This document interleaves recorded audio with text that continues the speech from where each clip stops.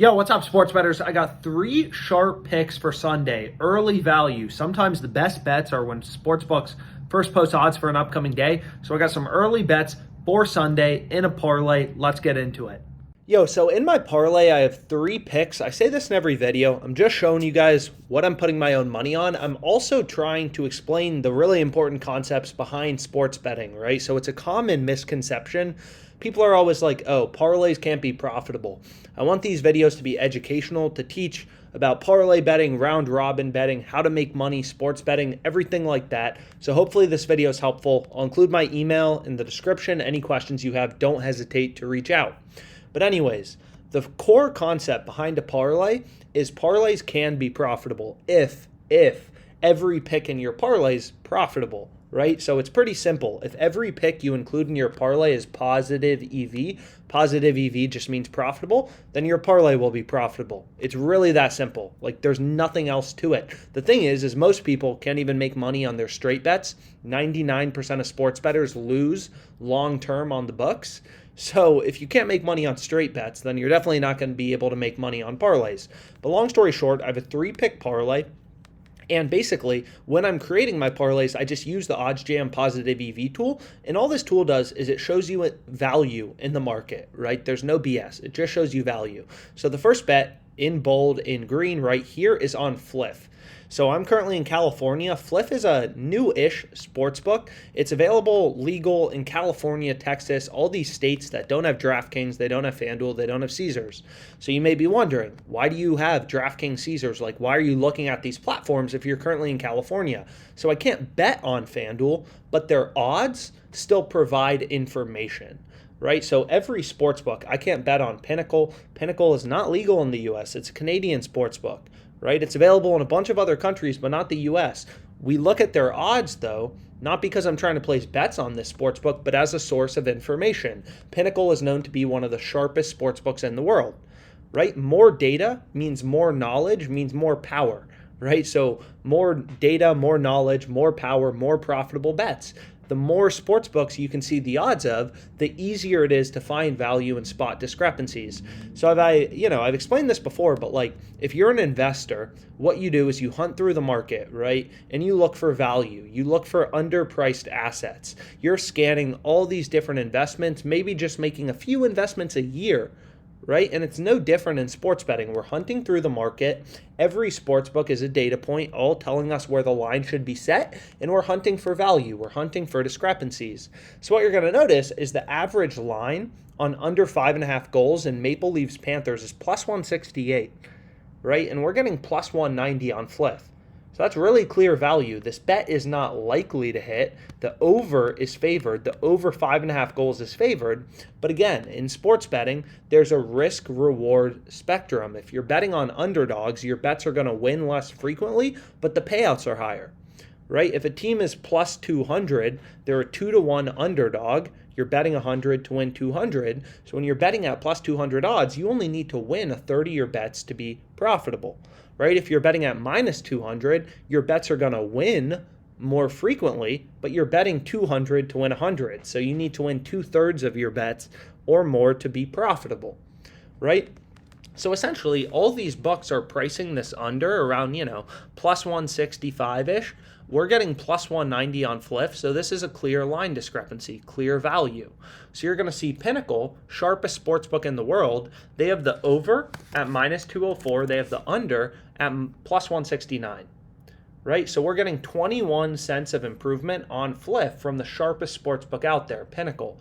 So what you can do, and what this calculator does, it's called a no-vig odds calculator, is it just takes the sportsbook's odds and then tells you the win probability for your bet. So our first bet has a 35.65% win rate, according to Pinnacle, the sharpest book in the world. So what that means is the true odds, right, once you remove the vig, the true line is plus 180. We're getting plus 190 on Fliff, so we're getting better odds, we're getting better value than the true odds. So no vig odds just means fair odds, true odds, however you want to think about it. But the way that sportsbooks make money, right, is they bake a spread into their market.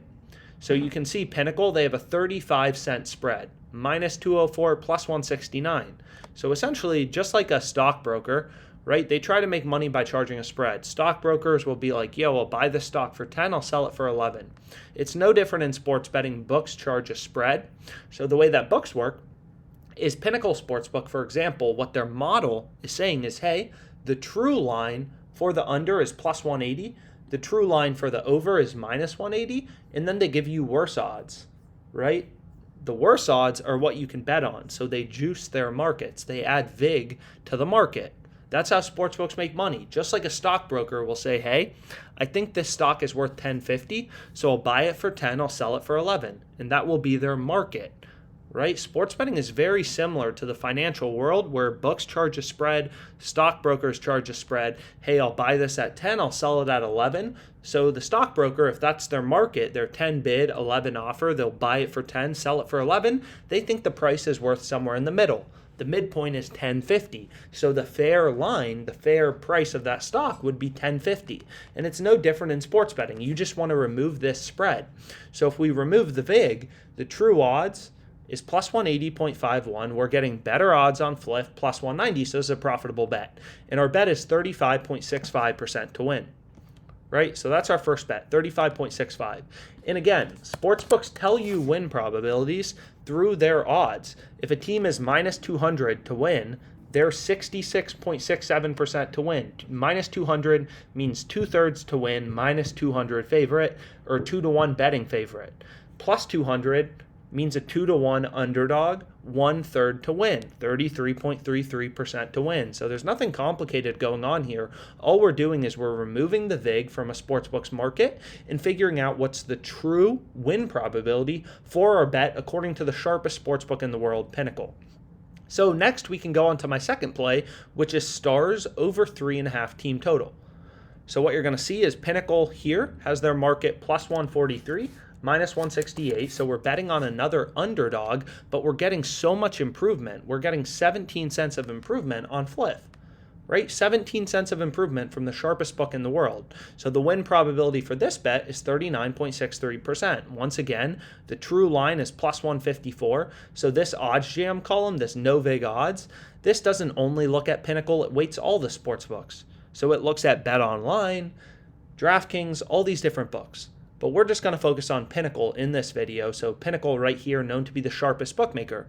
So they're saying, yo, this plays 39.63% to win, right? According to their model. So this is the way that sportsbooks work, right? They have models. They're taking all these bets, adjusting their model. They have really good data feeds. I mean, sportsbooks have invested hundreds of millions of dollars in their ability to set lines, right? And Pinnacle, sharpest book, has this at plus 143. We're getting plus 160 on Fliff. Really clear value. The average odds is plus 144.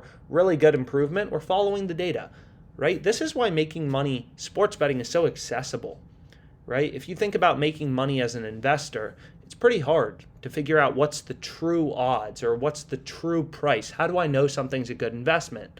But with sports betting, it's pretty easy because you're just looking for inefficiencies in the market, right? So OddsJam is scanning. OddsJam is updating literally millions of odds. All these sports books, OddsJam's updating millions of odds to point out those few betting opportunities, those few line discrepancies where you're getting enough value to beat the vig, beat the juice. And Stars plus 160 is our second profitable bet. Then I ended up taking the A's plus 1.5 run line. So you can see Pinnacle has this minus 210. So just from a gut check perspective, I mean, we're getting minus 185 on Fliff. The average line is minus 209, right? So really good value at minus 185. Most sportsbooks aren't even giving you better than minus 200. We're getting minus 185. So according to Pinnacle, this bet, right, is 65.96% to win. So obviously the A's run line is the favored outcome. It's 65.96% to win. So now we have our parlay. So our parlay, right, is going to win. These numbers, you just multiply them together. These are 3 different bets, 3 different games, uncorrelated games. We know the win probability for each bet in our parlay, each pick in our parlay. So we need to win all 3 of these picks to win our parlay. So what we do is we multiply all these together, and that gets us 9%, and that's the win probability for our parlay, right? So I'm betting 250, which I'll show you here in a second, at plus 1,062 odds. So long story short, then you can back out the expected value of your parlay, the profit margin. So essentially 9% of the time, right, I'm going to be winning my parlay 2.65K. The other 91% of the time, I'm going to lose my stake of $250.